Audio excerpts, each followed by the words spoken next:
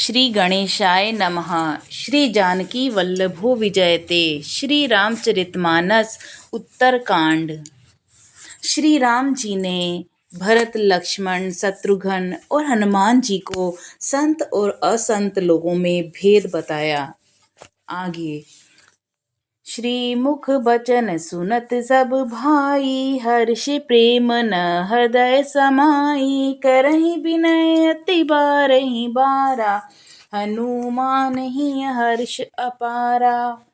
भगवान के श्री मुख से ये वचन सुनकर सब भाई हर्षित हो गए। प्रेम उनके हृदय में समाता नहीं। वे बार बार बड़ी विनती करते हैं। विशेषकर हनुमान जी के हृदय में अत्यंत अपार हर्ष है।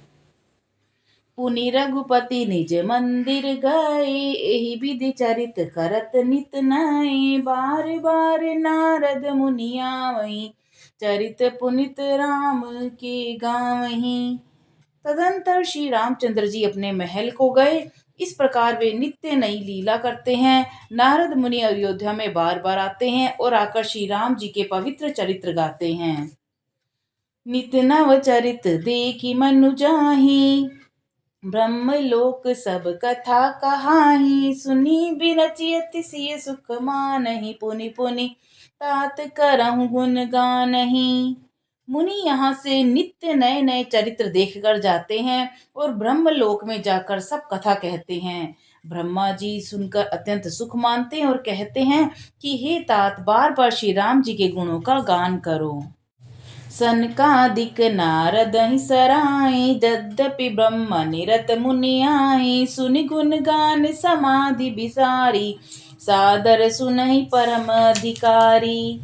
सनकादि मुनि नारद जी की सराहना करते हैं। यद्यपि वे सनकादि मुनि ब्रह्मनिष्ठ हैं, परंतु श्री राम जी का गुणगान सुनकर वे भी अपनी ब्रह्म समाधि को भूल जाते हैं और आदर पूर्वक उसे सुनते हैं। वे राम कथा सुनने के श्रेष्ठ अधिकारी हैं। दोहा। जीवन मुक्त ब्रह्म पर चरित सुनहि तजि ध्यान, जे हरि कथा न करहि रति तिनके ही पाषाण। सनकादि मुनि जैसे जीवन मुक्त और ब्रह्मनिष्ठ पुरुष भी ध्यान ब्रह्म समाधि छोड़कर श्री राम जी के चरित्र सुनते हैं।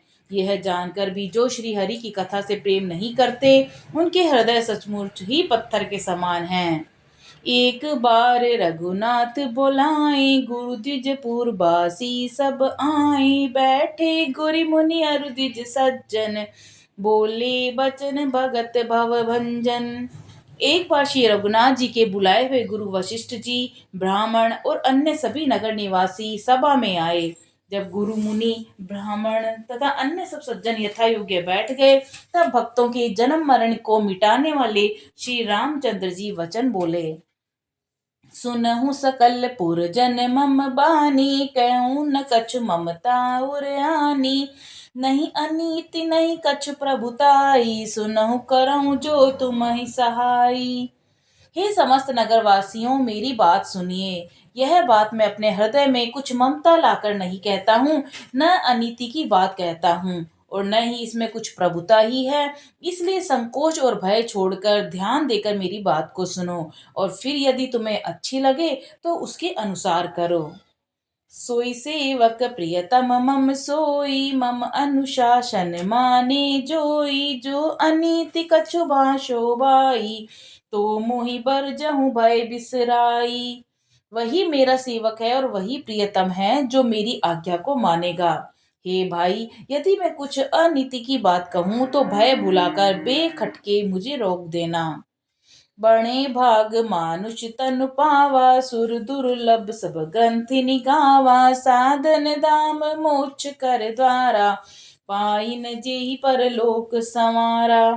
बड़े भाग्य से ये मनुष्य शरीर मिला है और सब ग्रंथों ने यही कहा है कि यह शरीर देवताओं को भी दुर्लभ है और यह साधन का धाम, मोक्ष का दरवाजा है। इसे पाकर भी जिसने परलोक न बना लिया, वह परलोक में दुख पाता है और सिर पीट पीट कर पछताता है तथा अपना दोष न समझकर काल पर, कर्म पर, ईश्वर पर मिथ्या दोष लगाता है। एहि तन कर फल विषय न भाई, सर्व गयउ स्वल्प अंत दुखदाई। नर तनु पाई विषय मन देहि, पलटी सुधाते सट विष लेहि। हे भाई, इस शरीर के प्राप्त होने का फल विषय भोग नहीं है। इस जगत के भोगों की तो बात ही क्या, स्वर्ग का भोग भी बहुत थोड़ा है और अंत में दुख देने वाला है। अतः जो लोग मनुष्य शरीर पाकर विषयों में लगा लेते हैं मन को, वे मूर्ख अमृत को बदलकर विष ले लेते हैं। ताहि कबहु भल कहि न कोई, गूंजा ग्रही परस मनि खोई। आकर 4,84,000, जो निभ्रमत यह जीव विनाशी। जो पारसमणि को खोकर बदले में धुंधची ले लेता है, उसको कभी कोई बुद्धिमान नहीं कहता। यह अविनाशी जीव अंडज, स्वेदज, जरायुज, उद्विज 4 खानों और 84 लाख योनियों में चक्कर लगाता रहता है। फिरत सदा माया कर प्रेरा, काल्म कर्म स्वभाव गुण घेरा। कबहु करि करुणा नर देहि, देत ईस बिनु हेतु सनेहि। माया की प्रेरणा से काल, कर्म, स्वभाव गुणों से घिरा हुआ, उनके वश में हुआ, यह सदा ही भटकता रहता है और बिना ही कारण स्नेह करने वाले ईश्वर कभी विरले ही दया करके इसे मनुष्य का शरीर देते हैं। नर तनु भव बारिधि कहूँ बेरो, सनमुख मरुत अनुग्रह मेरो। करनदार सदगुरु दृढ़ नावा, दुर्लभ साज सुलभ करि पावा। यह मनुष्य का शरीर भव सागर से तारने के लिए बड़ा ही बड़ा जहाज है। मेरी कृपा ही अनुकूल वायु है। सदगुरु इस मजबूत जहाज के कर्णधार हैं और इस प्रकार दुर्लभ कठिनता से मिलने वाले साधन सुलभ भगवत कृपा से सहज ही उसे पा गए हैं। दोहा। जो न तरे भव सागर, नर समाज अस पाई। सो कृत निंदक मंदमती, आत्महान गति जाही। जो मनुष्य ऐसे साधन को पाकर भी भव सागर से न तरे, वह कृतघ्न और मंद बुद्धि है और आत्महत्या करने वाले की गति को प्राप्त होता है। जो परलोक इहाँ सुख चाहूं, सुनि मम बचन हृदय दृढ़ गहूं। सुलभ सुखद मार्ग यह भाई, भगति मोरी पुराण श्रुति गाई। यदि परलोक में और यहाँ दोनों जगह सुख चाहते हो, तो मेरे वचन सुनकर उन्हें हृदय में दृढ़ता से पकड़कर रखो। हे भाई, यह मेरी भक्ति का मार्ग सुलभ और सुखदायक है। पुराणों और वेदों ने इसे गाया है।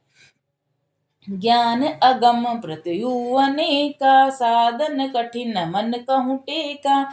करत कष्ट बहु पावहीं को, भक्तहीन मोहि प्रिय नहीं सो। ज्ञान अगम दुर्गम है और इसकी प्राप्ति में अनेकों विघ्न हैं। उसका साधन कठिन है और उसमें मन के लिए कोई आधार नहीं है। बहुत कष्ट करने पर कोई उसे पा भी लेता है, तो वह भी भक्ति रहित होने से मुझको प्रिय नहीं होता।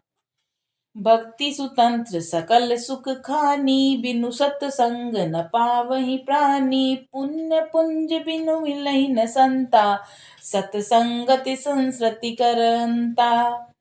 भक्ति स्वतंत्र है और सब सुखों की खान है, परंतु सत्संग अर्थात संतों के संग के बिना प्राणी इसे नहीं पा सकते और पुण्य समूह के बिना संत नहीं मिलते। सत्संगति की संस्कृति जन्म मरणों के चक्र का अंत करती है।